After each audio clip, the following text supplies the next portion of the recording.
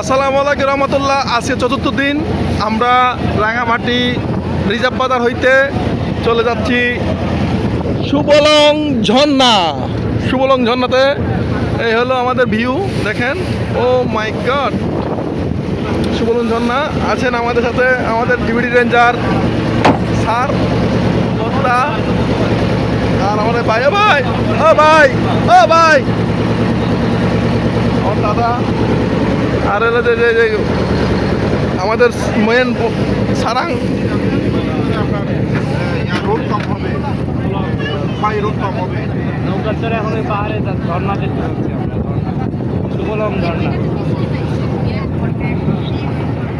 আচ্ছা ঠিক আছে। আমাদের স্যাররা সবাই, আমি তো স্যার ঠান্ডা কাপড় আনতে বলছিলাম, আমারটা রাখিয়েছি আমি গাড়ির ভিতরে, এখন ঠান্ডা পাইতে।